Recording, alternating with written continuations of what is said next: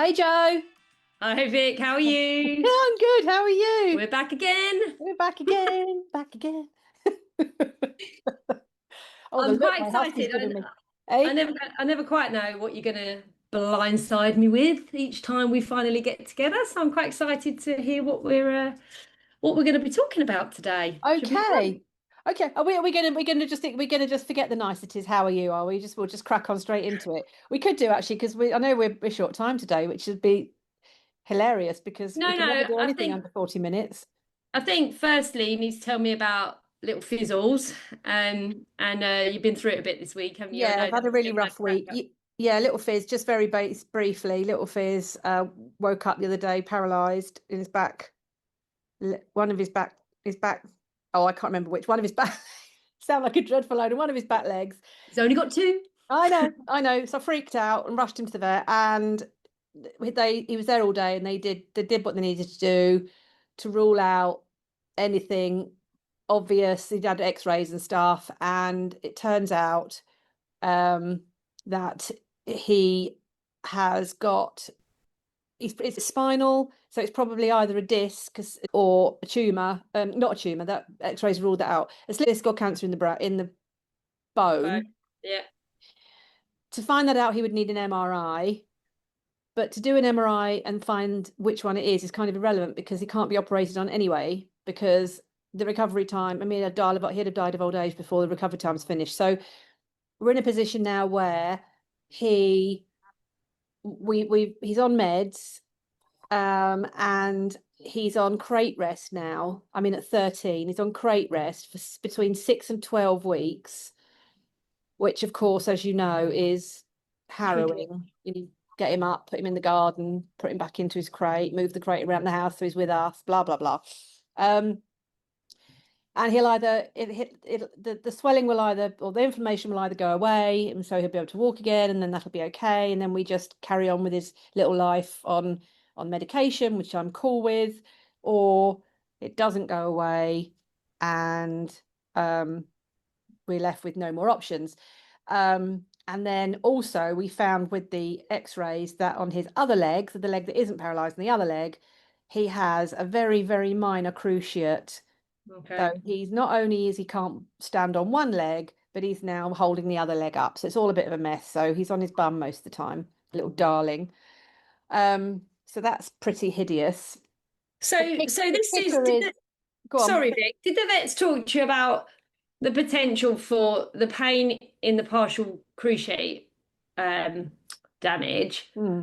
causing him to compensate on his other leg for months and therefore potentially causing a twist in the spine and compression on the spinal cord to be an end result here? Because if that's the case, listen, I'm just trying to bring a bit of positivity to it. I don't know. I'm Hmm. discussing it. I'm just using my kind of vet nursey brain as Hmm. to how these things given all the rehab stuff that I've done, that kind of transition from weight bearing completely on one leg, especially with a dog of that age, is going to cause huge compensation and potential damage on the other leg. So, if one cruise shape partially goes, then often in big dogs, the Hmm. other one will completely go Hmm. because of the weight shift. It's very, So, very, the cruciate, sorry to interrupt you, but right, yes, they did. The cruciate's very, very minor.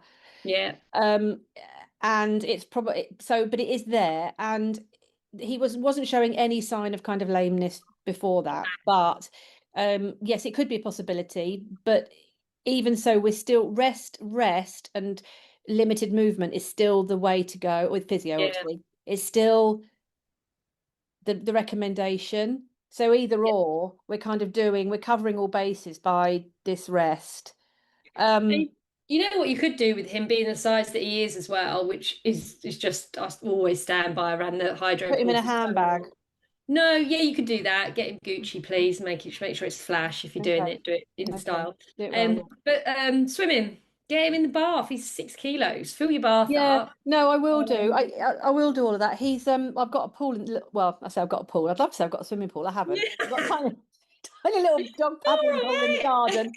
right. I mean, which I could fill in. He could probably swim in that if I held him. But the kicker is, I mean, this is what's so irony of this, right? when I got him at 7.5 weeks, I had him a week and he broke his front leg.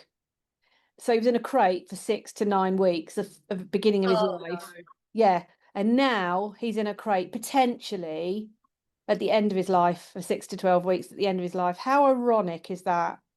I know, and I think you have to make a judgment call with this. I know with all the dogs that I've spent time with this rest thing, and agreed, I think inflammation takes a really long time to, calm down. But Mm. when you're talking about an older dog and their quality of life, there has to come a point where you're either seeing a gradual improvement or you're not. And if you're Mm. not, actually the quality of life needs to be prioritized over the Well, of care. course. That's a very personal Yeah. opinion, not a professional one to a degree, Yeah, but no, it's I know. confirmation from many clients. It's tough. It's a tough call. It's, when you've And had them, I mean, I've had him for 13 years. I mean, honestly, I took him to the vet yesterday and left him there. And honest to God, I was literally in tears most of yesterday thinking he's not coming back out. I literally no, had this vision of them ringing me up saying, we've put him under, we've looked at the x-ray, he's got this massive, great big whatever, tumor, whatever. It's kind of yeah. to put him to sleep now. Oh, it was the most hideous day yesterday. Honestly, it's just, yeah, I don't know why we have dogs. I don't Well, know. I don't. Anyway, on a brighter note, switching from the old to the young, how's our Sprat? oh my God, this little dog has stolen my heart. He's just so awesome. Yeah, I've just noticed. So I've done stuff with him since the day he got here, but his concentration span has been that of a gnat. And I have very little patience in regards to my expectations are, oh, you can be doing this, you can be doing this. And actually, you have to have a word with yourself, right? When you're training a dog, you can do tiny bits here and there, and they might not concentrate at all for the first few weeks you have them. And actually, that's kind of what it's been. It's been much more about actually getting some engagement, spending time with him. He wasn't interested in treats. He's not really interested in toys. To get his attention was I bought a flirt pole in the end and ran around the garden like a headless chicken every time he got something right. I've grabbed every behaviour he's naturally delivered. He's just been amazing. But the last 2 days, so what is he now? 14, just coming on 15 weeks. And the last two, maybe 3 days, he's like checking in proper eye contact. He can do a really nice little down. He does a lovely wait. He does a beautiful sit. I started actually this morning doing a strong stay, and the difference obviously between the two, as you know, but for people listening, for my difference is a wait is wait, mate. There's something coming next through a doorway for food, whatever.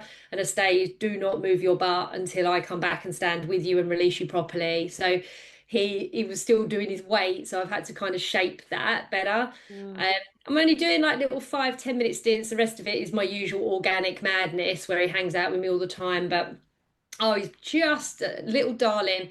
I've made the decision, and any pedigree Jack Russell showing people out there will be imploding. But I've had a chat with my groomer today about his coat, and I'm not an expert on grooming at all. And actually, although hand stripping is the way to go for coat quality, he just doesn't like it. And I know I need to get over myself, but I'm never going to show him. He's our family pet that I want to be, well trained, etc. But if his coat's a bit more wiry or not amazing, I'm not bothered. What I'm more interested in is his discomfort or comfort. And my groomer basically said, they can learn to tolerate it, but it is uncomfortable. It's not Mm. nice. So I can actually clip him and make him look very, very gently and make him look very similar to hand strip. So he's going in for that next Friday for a tester session.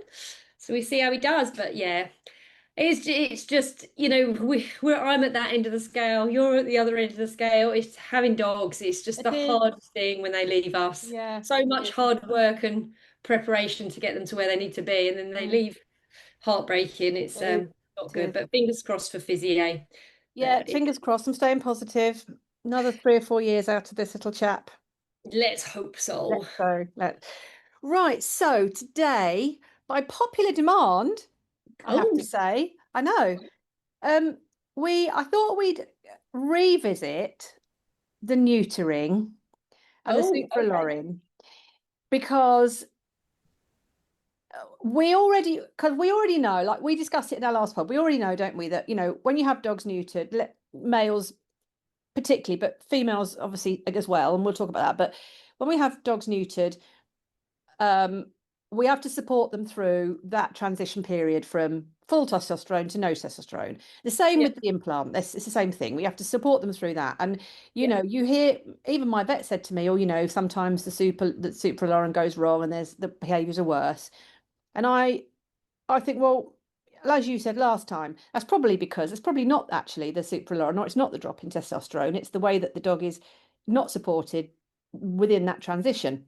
Yeah. And so I thought that we would just delve into that a little bit more. Um, you know, why the testosterone does what it does, how it does what it does, and what support looks like. Um, as you know, I have this 18, 19-month-old entire husky who started to show some worrying behaviors. A couple of weeks ago, he was getting grumbly when he was approached inappropriately. And I know some of that's down to me, but you know, okay, I do this for a living, but I'm still human. Yeah. I can't be on it all the time.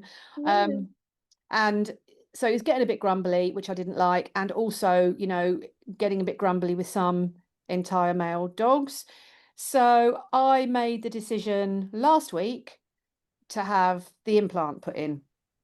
Um, so he's now, because I decided that I need to know. So that what the behaviors he's displayed so far could just be breed specific. Now, my understanding, Siberian Huskies are generally quite chill. They're all right, aloof but chill.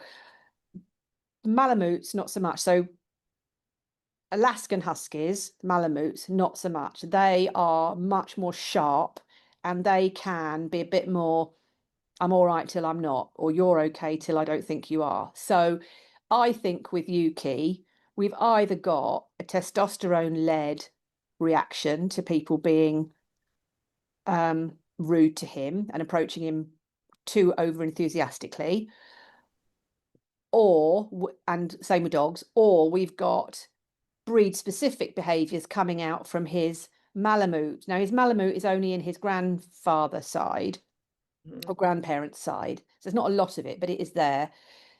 Or, of course, a mixture of both. So my decision to have the implant was twofold, really. I've heard recently quite a bit about neutering causing, or there's some scientific evidence out there that neutering is causing or has caused some of the ongoing problems we've seen in dogs, like cancers and arthritis and that sort of stuff. And also because it's so unreversible. So I thought, actually, best plan, because I don't know, is let's have the implant. Let's see what he's like in 2 or 3 months. Let's see how he goes. And, at least then I've got a platform to work from. I can either then have him, if he's lovely and all of that stuff that I don't like has gone, then I'll probably just have him neutered, or I can continue with the supralorin. Am I saying that correctly? Supralorin, Super, supralorin, yeah. supralorin. Um, or I can just carry on with that. I think that's the thing. Particularly if the neutering is causing, um, you know, is causing long-term illnesses. But just before you dive in, I just want to tell you what happened this morning. So he's only a week in with his supralorin. So, I mean, I know that sometimes it can take effect really quickly. Sometimes it can take much longer. I haven't seen many instances with him. I haven't seen any changes with him yet. So I think it's probably a slow process with him. But I will just say that I took him took him away this weekend to a friend's where there were a lot of new people, and he was super, super good. Mind you, I did all tell them to approach him properly. So he's lovely when he's approached properly. Lovely, Yeah, lovely. He's not, he's not outwardly great. He's just super. He was so well behaved. I was super proud of him. brilliant. And today I took him to a dog park, and I was just walking out of it. And there was another husky that squared up to him, and Yuki squared back. And I think that's the pattern. From now I'm seeing it. Now I'm seeing it. I think there's the pattern. It's something else squaring up to him first. I don't think he's ever done it first. Which, if there is Malamute in there, then I would expect that, particularly with his body stance. So I think it's a reactive thing with him rather than a proactive thing, which I'm cool with. And I have seen also females and neutered males have a go at him. So when I do every now and then I do a pack walk with him. So maybe twice a month I do a pack walk. And and sometimes because of his stance, because he's quite upright, I've had other dogs have a bit of a go at him. Only nothing serious, but just a bit of a go. And he backs right off and runs away and thinks it's all hilarious. So I think we're all right. I'm not stressing about it, but I'm glad that I made the decision to have the implant when I did. So yeah, there's some stuff to get into, but I do kind of would like to go, go through with you like how, what let's discuss what impact that testosterone has on these younger males, and I think particularly the when we're reducing it. I think the aloofness is quite an important consideration actually, because you're right. I mean, well, you are. The breed specific considerations are up there, quite a high level of importance, and obviously as they go through adolescence, those become more and more apparent. And the Malamute is probably, I would say, marginally more aloof than the Husky generally. I And agree, they are. yeah, but exactly. So what you get with that aloof, independent, shy, wary behavior is a much more dialed up threat response. So they go quicker because of that, and they go quicker with less obvious visual cues to anyone handling them because they're a waste of time because they've been, from puppyhood, they've been ignored.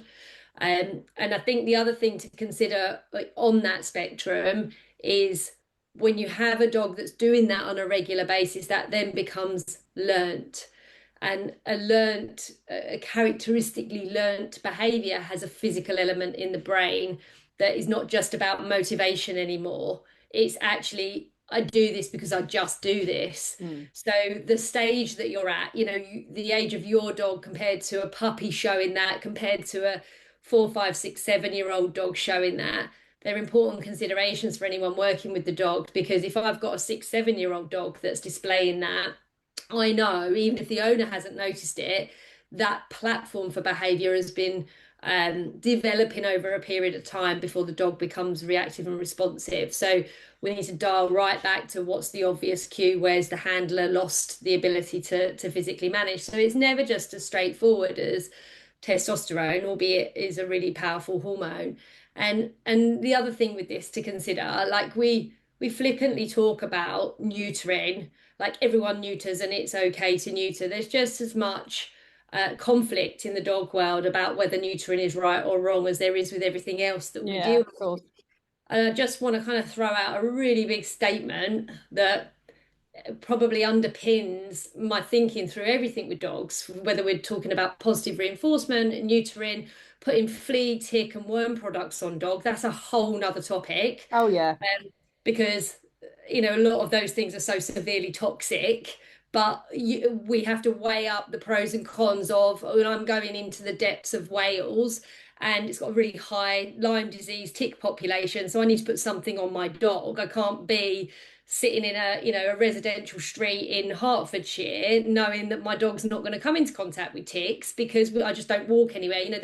There's always considerations with everything, but above all, what shouts at me all the time is we ask dogs to live very unnatural lives for how they are as canids. We ask them to be in our homes, to follow us around, to be on the end of some form of piece of equipment because that's the law in certain situations. We are hugely compromising their lives just to allow them to live with us. And unfortunately, there are consequences to that. You cannot rock up in most busy public parks with, if all of us had entire dogs, I male was and just going to female, say that. Can you can you imagine?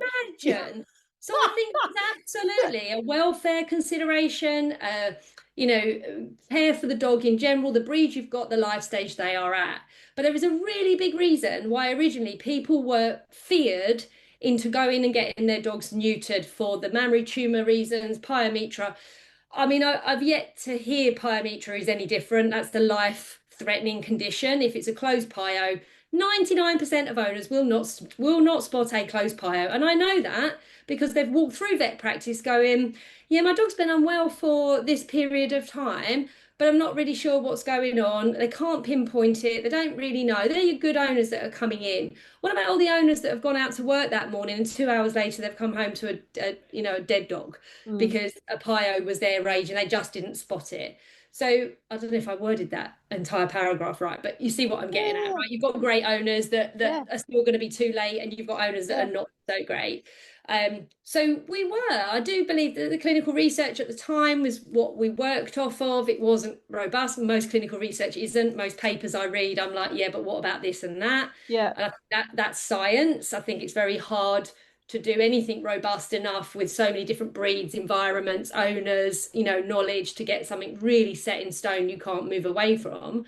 Um, but there was a very big reason, other than that, why we had to be an environment and a nation where neutering became a priority for safety and the welfare of the public, people's kids, the dogs. Can you imagine taking your 10, 11-month-old bitch out, not realizing she's literally 24 hours from coming into season Yeah, and getting mobbed by 25 male dogs that are all bigger than her in the park? She's a exactly. young adult. No, ridiculous. And Yeah. why in all these big other countries that don't have, It's they well, have it's lots not of about stray dogs. it's not Why are about they the being neutered? yeah. I mean, it's not Sorry, about it's not passionate moment, but I get really no, frustrated. I Like know, we'd no, and I all feel love to leave our dogs entire. We'd all love never to have to vaccinate. We do with our kids, by the way.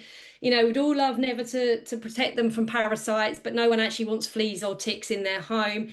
We'd all love all these natural things, sleeping on the bed, eating when they want to eat. But actually, the consequences of that are way more horrific and life-changing and welfare. What going against the dog's welfare, which I can't yeah. speak. Yeah, than actually doing the things that we have put in place as human beings to keep everybody safe. Most people can't manage dogs now, full stop. So I just want to Mm, throw that out there before we start banging on again about neutering. I'm just very conscious that I sit in a very open-minded and realistic position about this, and not necessarily one that says everyone needs to get their dogs neutered, rah, rah, rah, rah, rah. There are logical, thoughtful thought processes that need to go into it's necessary for the most part for the mm, wider community.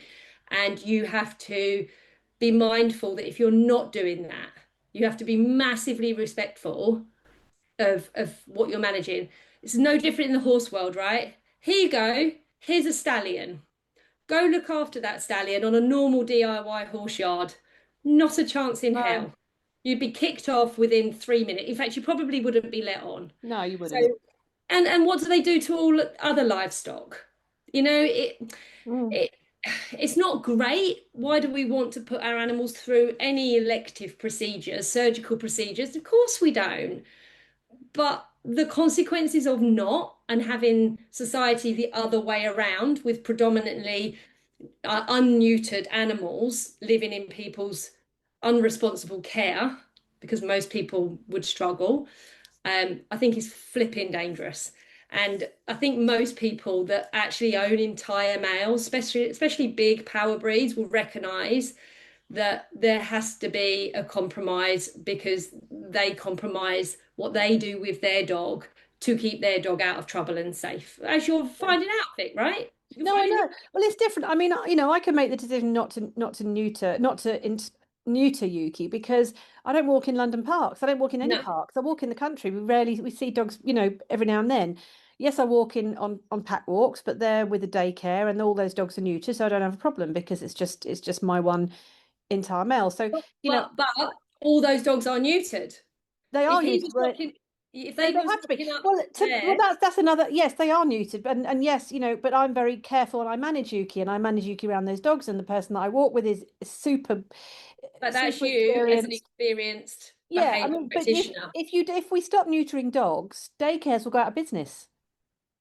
Every Because they can't take I 20 wouldn't neutered be. unneutered they can't take 20 entire males. They wouldn't better. No, it's madness. And but in the London parks you might have, I know someone that walks their dogs, entire dogs in the London park, but they wouldn't want every other dog they meet to be entire.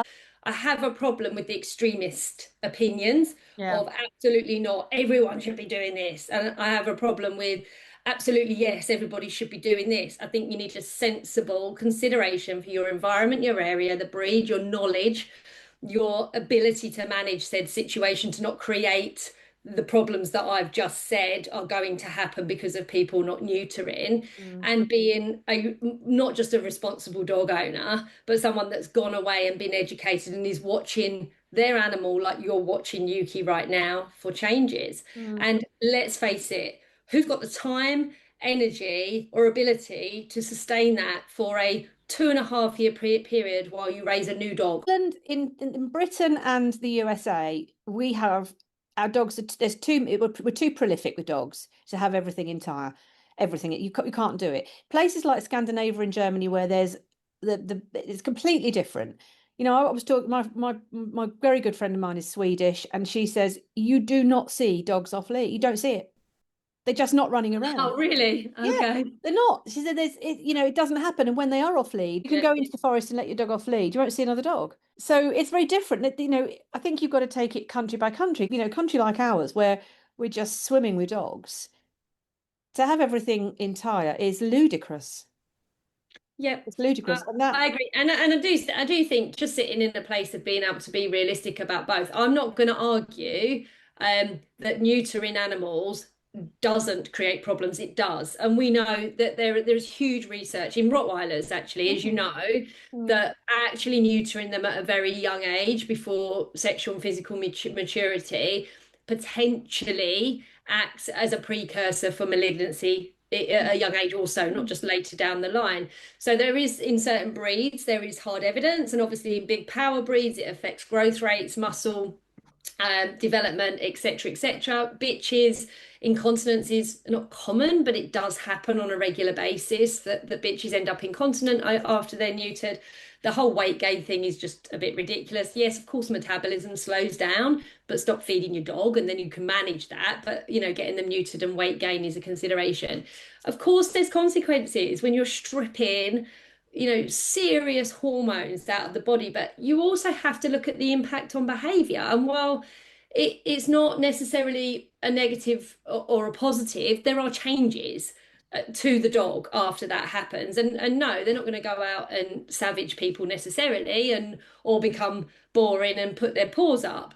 But there will be changes to that dog, and the impact of that, unfortunately, dogs being territorial, especially through their adolescence into adulthood, especially male dogs, there are specific behaviors that they do that are attached to testosterone production that actually are not social. They don't work. Having a lovely male dog go around, go around to your friend's house, and the first thing they do is cock their leg not up a really. sofa. Yeah. Listen, maybe people will argue because it's not set in stone, but for the most part, most good, well-behaved, neutered males don't have an internal drive to arrive on new territory and do that. It's Yeah. it's not there. So I'm just using that as an example. There will be the odd neutered male that pees everywhere because they've got anxiety, blah blah blah. But Mm, for the most part, I'm just using that as an example. So yeah, sorry, that's probably, as usual with me, it's taken far too long. Yeah, well, well, that's done now. That's our half an hour. So if we just close there, Yeah, we see you haven't later, talked everybody. about testosterone, but we'll just close up. No, we're all Yeah. right. We're all right. But it's Um, important, right? Because I don't want, this is not a podcast for us to sit here spouting our opinions and everybody's got to choose to do what we do. no. It's two people bringing knowledge to the table. This is just what I know and what I see. And no, there is best practice, and then there is a realistic approach. And if you've got all the time knowledge in the world, your best practice is more viable. If that's compromised in any way because of you physically, mentally, time-wise, lifestyle, other people, whatever it is, then everything's compromised and it's a snowball, and you are compromising your dog. And for me, I would and love to be able to walk out of my home with no collars and no leads. And I can do that with all of my dogs, but there are situations where that's just not appropriate. So Well, I you're breaking the teach. law, but apart from breaking the law, Joe, That's a bit like me riding my apart from horse through that one, farmers' fields and not following any roadways. That's kind of what I do. But yes, I don't do it because as you've rightly said, well, for me, it's more about, other people going, oh my God, like I'm picking their little dogs up and running the other way. But Hmm. um, yeah. Anyway, that's where we stand. What was the original question? Because it's got obliterated in my Yeah, rant. well, as it does. I've no idea. Don't know. Who knows what we're talking about? It was something to do with No, what does the it was dog do so differently basically, when yeah. it's So it was I just thought because we had this network and a lot of people said to me, oh, really want more about this. What did you talk about more about neutering and the supporting? What's happening when we start to take the testosterone away from the dogs? What's happening with the dog? And yeah, why we need to support through that testosterone drop. yeah, Because we see the point I was getting at earlier, probably really badly put. I get a lot of people saying, I had my dog neutered, and since he's been neutered, he's worse. Or since he's been neutered, he's now aggressive, or this, that, and the other. It's since he's been neutered. And I'm not so sure it's the neutering that's doing it. It's the fact that nothing changed and they didn't support the dog through that drop of testosterone. So I just wanted, let's discuss that. Let's discuss that period so it's a yeah, bit clearer for people. yeah. Um, I think also, so okay. Do you want me to kind of unpick it a little bit and then Well, you just from a behavior point of view, well, yeah, from a behavior point of view, because I don't do what you do. I don't work in the brain. This is what I've said every podcast we've can done. we just I can we love just it. I stop don't with work that? in the brain. You have all of that. From a very sort of, from my angle, This is what it looks from a like. behavior point of view, when we have our dogs neutered, we need to make sure there's rules and boundaries in there and leadership going on so that if the dog starts to go through some fear phases or some, whatever's going on in the brain where it's making the dog unstable, unhappy, fearful, more whatever is happening, there's a support system with the owner to help the Yeah, dog through that. So I think what happens is when people have their dogs neutered, their dogs go through all this change in their brain, and I can't explain that, you can. yeah, Um, Owners aren't supporting that. So then the dog then starts to elicit these natural behaviors that are prompted by these feelings. And then at the end of it, when you come out of it 6 months later, we've now got a dog that's either more nervous than it was before it was neutered, more yeah. aggressive than it was before it was neutered. I don't know, hiding Okay. behind chairs. That's what we get, isn't it? People say, "Oh, we had it neutered and it caused this." Well, it didn't. What Yeah, caused it was the fact that you just carried on as normal, letting your dog yeah, do everything it wants, get on the couch, get on the bed, you know, eye up other dogs, run over to other dogs, get into trouble, run over yeah, to a dog and get into trouble. You didn't manage any of that. So yeah. now in 6 months, that dog's made some learning. It's made some learning. It's made some learning. What's the word? It's learned some shit, Progress. right? It's learned some shit. And now, as we know, once the neural pathway in the brain has, that I do know about my neural pathways. Once You the neural should pathway in do. the brain, I know, is made, Yeah. it's very difficult to unmake it. Yes. So, in that six Okay. months, the dog learn, yeah, I'm going to go nail dogs, or yes, I'm going to freak out when the bus goes past. And now we've got a dog that does it because that's what it does. Yeah. That's So from I a think behavior point. So now over to Jo for her completely you're explain doing a all of good job that by yourself. your way. So I think the important thing when we're making decisions about this are to understand what's driving behaviours in the first place, right? You can't just blanket say I've got an entire male dog, so it must be testosterone driven. I think fundamentally, testosterone fueled behaviors have characteristics that you can kind of see if you're used to working with dogs. So, the specific, you see when leg cocking comes in, that's a really good sign that testosterone is hitting the brain. So, understanding what's driving the behavior is your first port of call before you make any decisions on anything, which is why a history and getting a relationship with the owner, understanding the lifestyle, seeing the dog, and never, as I said before, never make a decision over neutering in a dog I've never seen, and I won't. I'll give blanket advice, but getting a feel for what that dog is all about is quite important. And I can't remember if I said on the other podcast, but one of the really big things is conflict. So having a dog who doesn't have the temperament, personality, character, or social learning, education, cognitive awareness to be able to cope with the message that testosterone sends. That hormone is really powerful and nothing is set in stone, right? So you can have a huge flood of testosterone in a dog that actually is not psychologically equipped to be able to cope with that on any platform. And then you immediately, as a result of that, are going to get much more anxiety reactive based behaviors. Now, neutering at that point is going to be problematic for sure, because you're going to strip away the little bit of confidence testosterone brings. But more importantly, you're stripping back the messages it was sending before the brain has really got a handle on what those messages are. And that is really compromising the dog moving forward, and kind of locks, and you hear people say, don't you, they got locked into being this silly, can't really cope with anything, playful idiot dog that doesn't want to concentrate and want to learn. And that's a very real possibility. So if you've gone as far as testosterone is starting to kick in, then the most important thing is you allow the dog an opportunity to process the message that those hormones are sending. And I'm saying this to you from an observational perspective more actually than a scientific one. I tend to learn on the ground and then go away and read a few papers, get really frustrated on Google Scholar that nothing makes sense, and come back to what I'm looking at. So I am in a position where, feel free to correct me if anyone wants to add stuff to this, please do, because I'm literally looking at what's happening for the dog on the ground and then backing it up, not the other way around. And you do need both, by the way. No one's an expert in this field. You gather as much knowledge as you possibly can. So I think I'll come back to what I said before. Timing is absolutely key with this. The timing when you say, right, I have taken responsibility for the environment, the resources, the social madness that we live in. I've taught the dog how to adapt and recover to social changes. They can now sit in a cafe and watch the world go by, and they're great. They can now walk down the street without reacting to a leaf on the floor or a dog across the road. Tick, tick, tick. We should be able to achieve all of that as behaviour specialists without neutering. And that's really important, because neutering is something that comes after. So we consider afterwards whether we want to try and make the owner's journey a little bit easier. So the way that I would practically look at this is neutering is a consideration where, in order to hold the dog in a balanced social space within your home, a deferential, not a submissive or invasive position, but a respectful, deferential, calm place.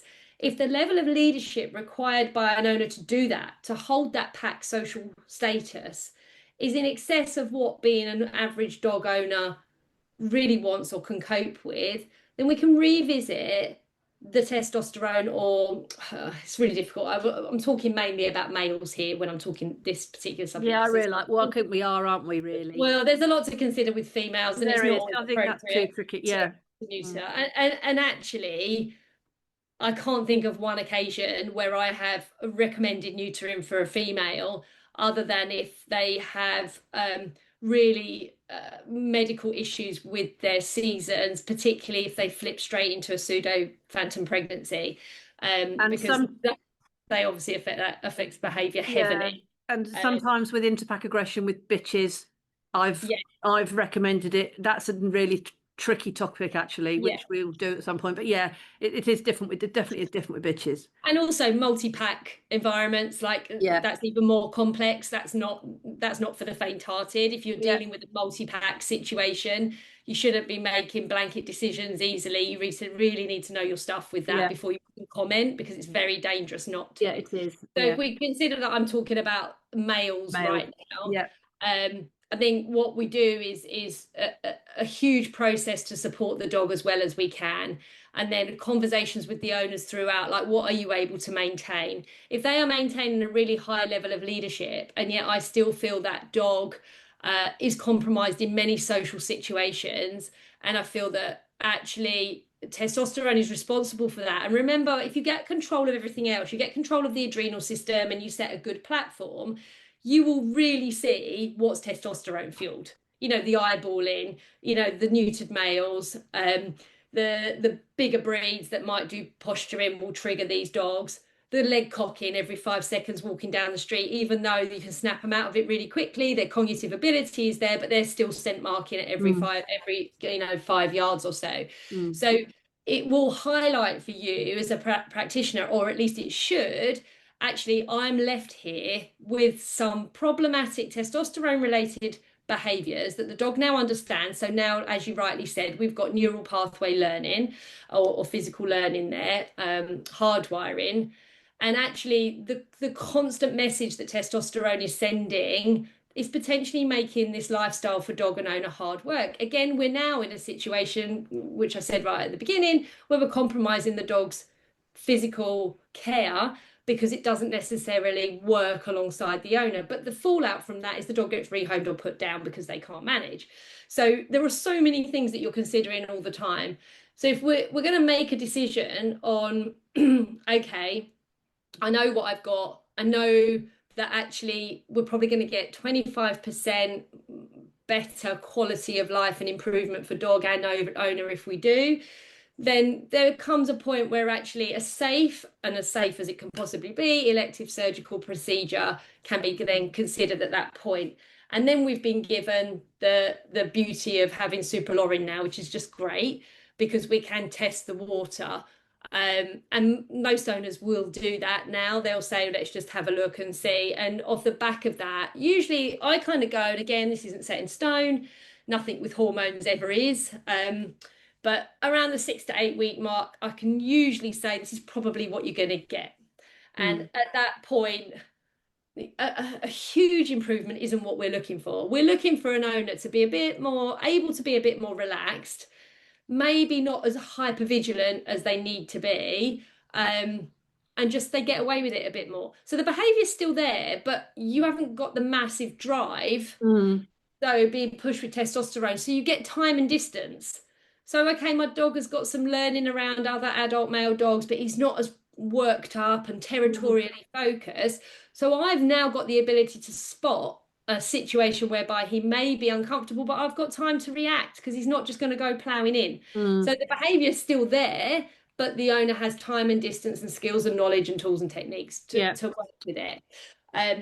I would say, and like I said on the last pod, I think I stay in very close contact with people with two very big things that keep me engaged for longer. One is the removal of long-term neuromodulatory drugs, your Prozac, fluoxetine thing, gabapentin, whatever they've been on, because that requires veterinary care and attention to support them. And obviously neutering as well, because they have to be, there's a timeline for that and it's got to be done. It's a surgical procedure, or even if it's not, the owner has to be around. So holiday times are no good. There has to be convalescence. So it will elongate. So if I have a young, let's say I've got, and I have had often, 14, 16-month-old dog that's been on fluoxetine, gabapentin, clonidine for 6 months plus, from early adolescence, and it's entire, that where I would like to think everything's under control within 2 to 4 weeks, which would be standard for me, like an owner's flying, dog's doing well, behaviors are managed, not eliminated, they're managed so they're not seeing them, and then we rely on time and distance. I would say it's more like 6 to 8 months where it's not constant contact, but I'm there and I'm answering questions and I'm listening to what they're saying, and I'm saying don't change things, keep the behavior management safe and secure until such time as we have removed the anomalies out of the process. We've gone through the testosterone changes, we've gone through the drug reduction. I've done 2 spaniels this year that have gone really successfully, and if I'm really honest with both of them, they both arrived with me. I probably maybe mentioned it on a previous pod, but they both arrived with me having seen other behaviour practitioners in family environments, one with children, one without, with owners totally overwhelmed, fearful of aggression, really kind of both social situations that were unattainable, really. And I've worked with both of them. I checked in with both of them actually at the end of last week. They're both flying. They're doing really well. One is off all neuromodulatory drugs and has been neutered. The other one has been neutered and is on the minimal dose now, fluoxetine only. He was a real liability, and the owner was unbelievably diligent. I mean, very proud of her. If you get owner compliance like I had with her, amazing. But I did work to get that, and they've done extremely well. And honestly, I get very frustrated when I hear, we shouldn't be neutering, we shouldn't be doing all these opinions flying around, because I'm telling you, literally 100% of me is sure that if both those dogs had remained entire, this would be a totally different story now. And I'm Mm, very confident when I say that. And the mm, owners back me on that because of the changes that they've seen subsequently, and how mm. they are now living their lives. So, um, yeah, did that answer the question? That's the kind of interim, really. That so the conflict start. Have you got just testosterone related behaviors, or have you got a little dog, big dog that's in conflict with the message the hormones are sending? Then remember, at the same time, you've got, as you're experiencing with Yuki, you've got breed predisposition, you've got the final stages of the carnassial teeth coming through, you've got the fact that they are, if they were in the wild, they'd need to be really establishing themselves as solid, strong adults now. So you've got quite a lot of drive for them to control their environments themselves. And then you've made your decision, you stand by it, you keep your leadership, social hierarchy strong, and your contact with your supporting behaviorists would need to go throughout. And then we plan for the worst and hope for the best. So we expect them to feel very overwhelmed, quite vulnerable. So we don't empathize, we don't sympathize with the surgery. On that, be mindful, anesthesia affects brain chemistry, pain is going to affect brain chemistry. So there's a lot going on post 2 weeks, post surgery, 2 weeks post surgery. Superlorin, obviously, you don't have those, but you do have handling. Mm. Um, Yuki was sedated for his superlorin, wasn't he? Yeah, we sedated him for just for safety, and I didn't want him to have a really bad experience. It was his Yeah, first visit because obviously I didn't get him till he was a year. So he hadn't been to the vet. So he's been to the vet with me just as a visit with other dogs. So he's been and had, treats and cuddles and not yeah, cuddles, but treats and shit. And nothing happened. And then he then went for his supralorin. So yeah, we chatted about it with my vet, but I ultimately decided sedating him was better for him mentally yeah, than going through the trauma of me hanging on to him while he had this thing inserted, and also because he did growl. I mean, I muzzle trained him, and he had muzzle on. He was quite happy with that. But when the vet put the injection in, he did growl. He didn't snap, but he did growl. So, yeah. which I kind of expected him to do. And so I think we would have had a fight on our hands, and I don't want that for him at this age. So, No, absolutely not. So I thought actually we'd have a little quick injection in the neck, little growl, and then he's under. And the beauty of that was because they put the implant in his thigh, in his inner thigh, which means if anything went wrong, they could remove it. Whereas when they put it in the neck, it they moves. can't Yeah, easily. yeah, So although we could have just had him awake and stuck it in his neck, I still think we'd have had a fight because it's a longer procedure than just a quick whip with a yeah. um Needle. yeah. Yeah, and So I yeah, think so we can remove it. So yeah, right. so my decision, so he was under, and he took a very long time to come round. But I have to say, it was the nicest day I've had with him so far. He just slept all day. It was fabulous. I was just like, oh, maybe I need some more of this. I was very tempted to ring my vet up and say, right, can I just have some of this to give him, please? When I've got a headache or I'm feeling a bit down or I want to go Not to given. bed, just put the dog out. Have a rest, please. Well, the reality is that's what's happening in our world now. It's frightening, really, but it is for some people what's happening. But just on that, I think there's not really, other than financially, if you're investigating the pathway for neutering your dog, I don't really think there's a negative to doing superlorin. I'd say other than the extra money.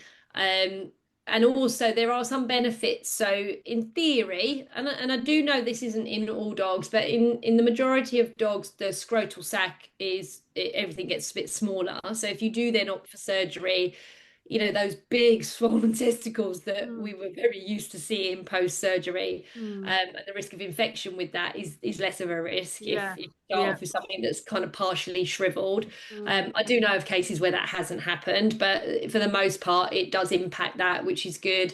You mm, do get to see, what's going on. You do get time, so you get the opportunity to go, do you know what? We've had Superlorin, and I've had this with clients. We've had Superlorin, Joe. So we've done the neutering thing, and he's worse, or he's just the same. It's no better. And I'll be like, mm, right, hold fire. good. We're 6 to 8 weeks into super lorry. Now let me come in, do what I need to do for a couple of weeks, and chances are you'll be good and you'll be better than you were before. Mm. Again, not always. Sometimes dogs just need that bit longer being entire males. It was very, it's very dependent on the individual animal, the breed that you're dealing with, their focus for how they function, their motivation for life. Some are more territorial, some are more food or possession focused. Some just are all about the owner, some don't give a toss about the owners. Mm. My little Sprouts could have looked after himself, probably. I'll sit in Yeah. the garden here and I'm on my own and I don't really care. Mm. And there are dogs that are much more independent. They arrive here being independent and resilient.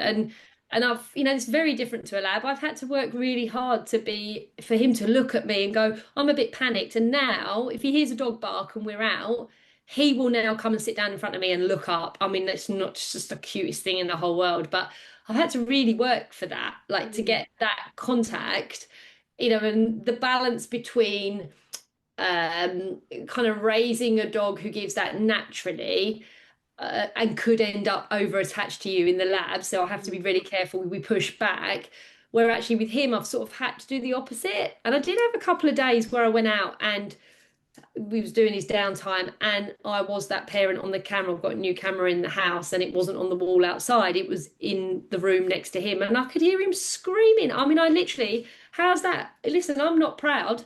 He'd been absolutely fine, good as gold. Have no idea what the trigger for it was. Sent my mum round. I was like, literally, I'm like one of my clients. But that's important, right? We have to experience the trauma our clients go through to be good at our job. Mm. I mean, proper blindsided me. So I had to step that up and start doing a little bit of backing off work. So every dog is an individual.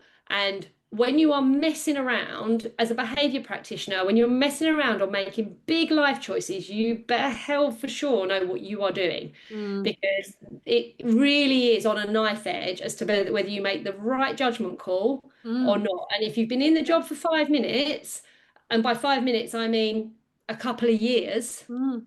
like literally, I would say my core knowledge now is stuff I've gleaned over the last 30 years of working with dogs, 40 years, however old I am. I don't even want to think about it. But I pull on everything all of the time and I still don't know everything. It still scares No, me. I don't. I know very little considering what's out there, if you know what I mean. Of the knowledge I that's mean, out none there, of us I know do. a tiny bit of it. But I had a lovely, really interesting. I took a video this morning of Yuki. So he's a really confident male. And I believe he's confident. And I believe a lot of that is, and I've seen these testosterone drives in him. His characteristics of all the things that you've said. He cocks regularly. He's all those things. So, but today it was really interesting. I went to a park and it had a pond with a waterfall in the middle of it, but it was like it was just coming out of the water. So it wasn't a waterfall; it was just a bubble in the middle of the pond, right? And so there was dog friendly. So the dogs went in, and he was like, "Oh, what's that?" So he was really terrified. So he was projecting fear, right? Yeah. So if you just looked at him, you'd think that's a really fearful dog. But he's like, "What's Yeah. that? What's that?" And it took him ages and ages and ages, back forth, and eventually he got there, and then started and then played with it for a bit. But that for me was the most amazing and wonderful Learning. thing of confidence. That wasn't fear; it was confidence. He was. Oh my brain. Yeah, He he was was building his he confidence was, by but he, just he, taking but his he is a time, confident sussing it male. You out. saw that. He wasn't frightened of it. He was wary of it. There's a Yes. difference, isn't it? He was wary of it. What is that? I need to explore it slowly to make sure it doesn't hurt me. And eventually I got there and I filmed the whole thing. But it's really interesting, isn't it? Because, you'd look at that and say, oh, that dog's really fearful. No, he isn't. He's far from fearful. He's super confident. Um, but yeah, it's a lovely piece of footage and I might have to use that in my socials at some point. But I've yeah. got I've got something this might be quite useful, but it's you have these cases where you just don't forget. And I went to see quite a long way away. I went to see a Rhodesian Ridgeback that was reactive so many years ago now, but I remember the moment, not the entire case. So it was reactive to other dogs and things outdoors, but was quite aggressive in the house to people.